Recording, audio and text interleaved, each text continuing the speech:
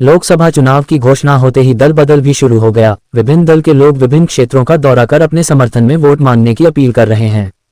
इसी क्रम में एनडीए के धनबाद लोकसभा के प्रत्याशी ढुल्लू महतो चास में कई जगहों पर कार्यकर्ता मिलन समारोह में शामिल हुए।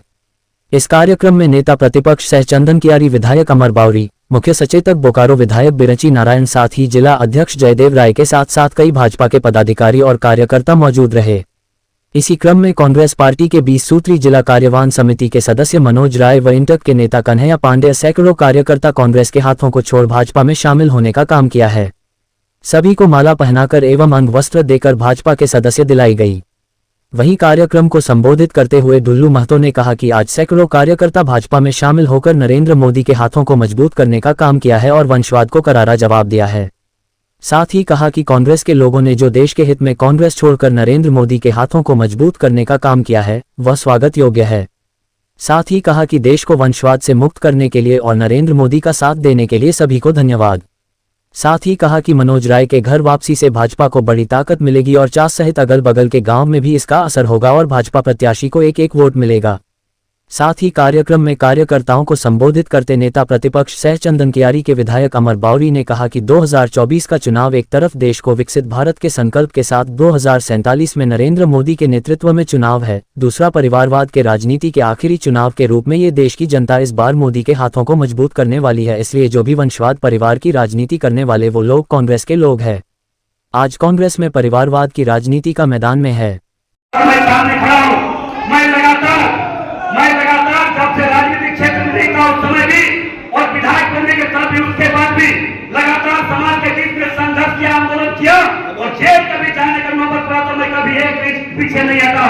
और जब भी जेल किया गरीबों के लिए, मजदूरों के लिए, अपने भारतीय जनता पार्टी के कार्यकर्ताओं के लिए मैं जेल किया। मजदूर,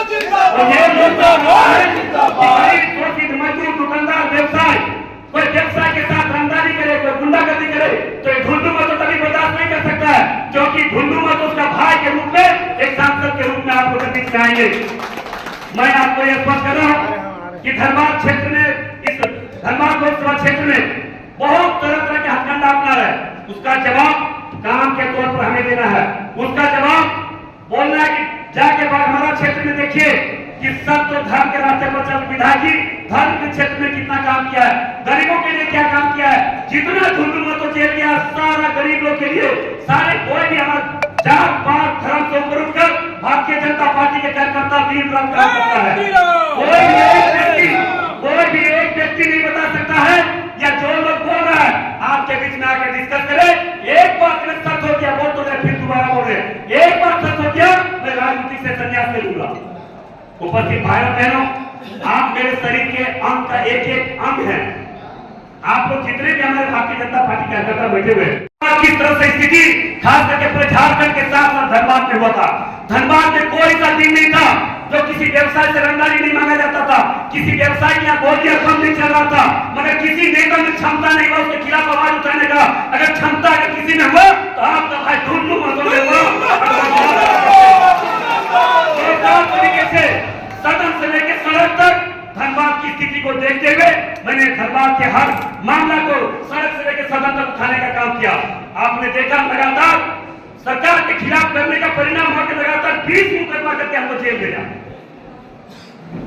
तो सरकार को मैंने यह भी चुनौती दिया कि भारतीय जनता पार्टी के कार्यकर्ता देश के सेवा में निकल पड़ा है, आप कितना भी केस कीजिए, हम लोग डरने वाले नहीं है, देश को आगे बढ़ाने के लिए हम आगे निकल चुके हैं।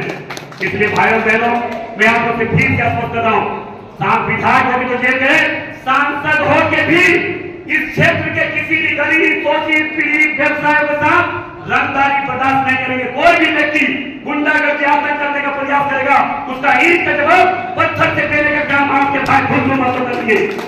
मैं ये स्पष्ट करके आपको जा रहा हूँ, एक विचारधारा जो अपने परिवार को, अपने वंश को आगे बढ़ाने के लिए, अपने परिवार के उन्नति समृद्धि के लिए, अपने परिवार के लोगों को सही ठिकानों में देश के संसाधनों को लूटने के लिए स्थापित करने में लगा है, वही देश के प्रधानमंत्री 1 अरब 40 करोड़ देश की जनता को परिवार मान करके उनकी समृद्धि के लिए, उनके उन्नयन के लिए लगा है।